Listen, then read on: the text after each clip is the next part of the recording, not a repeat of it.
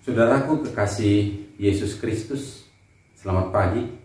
Mari kita teduh, kita bersekutu dalam kasih Tuhan.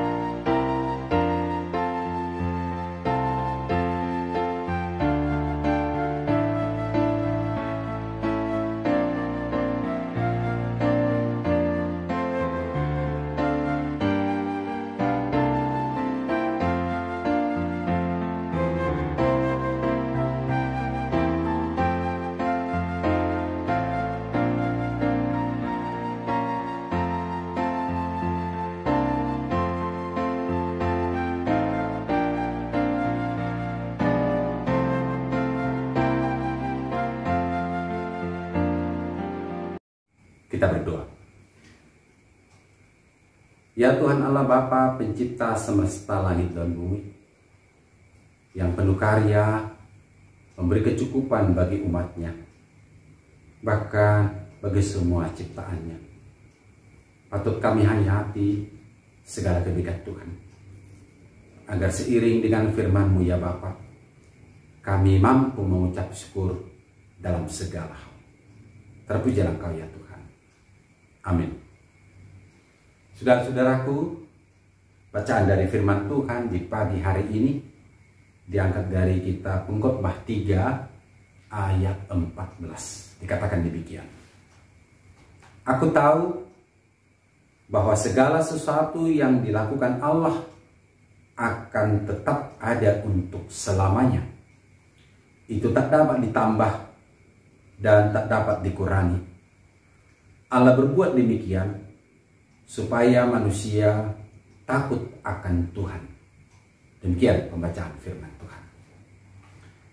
Saudara-saudaraku yang Tuhan Yesus kasihi, berada pada hidup alam ciptaan Tuhan, apabila kita jujur dalam menjalani, menghayati awal penciptaan dunia ini, maka segala sesuatu Tuhan telah cipta baik adanya.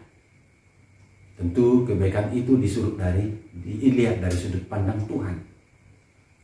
Entahkah itu fisik, entahkah itu non fisik, entahkah itu yang sudah dinikmati, yang sedang terjadi hari ini, hari esok, dan selanjutnya. Maka berada pada alam ciptaan Tuhan yang telah ditegaskan, maka Allah melihat semua ciptaannya itu baik adanya. Saudaraku, manakala pagi hari ini kita diingatkan dalam rangka menghayati apa yang telah dilakukan oleh Tuhan, maka pedoman yang baik bagi orang percaya, ya Allah bekerja, Allah merancang, dan Allah tidak akan pernah terlelap memperhatikan umatnya, berpihak kepada rancangan-rancangan kebaikan yang mendatangkan kesejahteraan bagi alam ciptaan Tuhan ini. Kenapa? Karena memang dunia ini adalah milik Tuhan semata. Oke, manusia bisa berkarya, manusia bisa mengelola, tapi ingat, manusia tidak ada hak untuk memunahkannya. Di tangan Allah ada rancangan kebaikan. Saudaraku, seruan dari pengkhotbah ini menjadi sangat menarik ketika Allah pun memastikan hal kebaikan itu adalah seturut kehendak Tuhan. Maka penting sekali di sana menghayati kebaikan-kebaikan Tuhan itu. Setiap hari manusia penting sekali belajar, melatih dirinya menghayati kehidupan itu dari sudut pandang Tuhan. Ketika terjadi kegagalan, maka pengajaran Tuhan harus diterima sebagai pengajaran yang membangkitkan, tidak mematahkan semangat, tetapi yang menyembuhkan agar dapat bangkit dan melangkah lagi. Menghayati firman Tuhan ini juga adalah bahwa apa yang dilakukan itu tidak berkurang sedikit pun. Berkurang sesuai dengan perjalanan hari-hari, sebagaimana dengan umur kita yang berkurang. Bukan. Tetapi Allah yang penuh karya itu selalu menepati janjinya. Sebagaimana dengan seruan Tuhan agar manusia setiap saat bersyukur dalam segala hal. Janji-janji Tuhan itu adalah ungkapan syukur bagi semua umatnya. Saudaraku, Allah berbuat demikian supaya manusia takut akan Tuhan. Ya, siapa bisa menghitung-hitung apa yang telah kita gunakan? Lalu seberapa besar kita telah menghabiskannya, ibarat makanan, ibarat hewan, atau tumbuh-tumbuhan. Tapi saat itu juga Allah berkarya memberikan hal yang baru bagi kita. Kecukupan yang baru menyongsong hari esok. Saudaraku, ini tentunya memacu pengharapan kita berjalan bersama Tuhan. Kegagalan bisa terjadi. Kekurangan di sana sini bisa kita alami. Terlebih masa pandemi. Seruan-seruan bahwa pengalaman di tahun ini sangat membahayakan bagi kehidupan bangsa dan negara.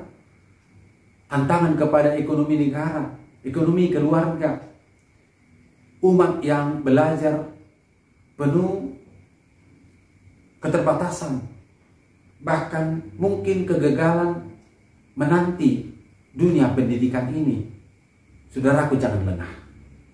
Ketika kita percaya pada Tuhan yang penuh kuasa, maka di dalamnya ada sumber-sumber kebijakan, ada kecerdasan, ada kepintaran. Maka belajar dalam kesulitan itu bahwa Tuhan ada juga penolong setia kita. Terpujilah Tuhan, saudaraku.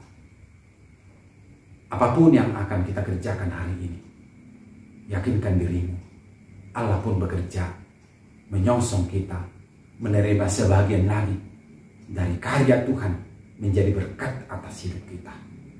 Selamat berkarya, saudaraku. Buat sesuatu dan terima banyak. Seperti apa? Menanam sebutir padi, maka kita menanti akan menuai segenggam atau banyak bulir-bulir padi sebagai tanda dan bukti Allah memberikan merancang kelimpahan. Amin. Mari kita berdoa. Bapa di surga, kebaikan-Mu selalu kami nantikan dan patut kami selami setiap saat. Tuhan telah cipta kehidupan kami itu begitu rupa, baik adanya. Sekalipun kehidupan yang Tuhan berkati itu dimungkinkan menghadapi berbagai persoalan, berbagai tantangan, bahkan ujian-ujian.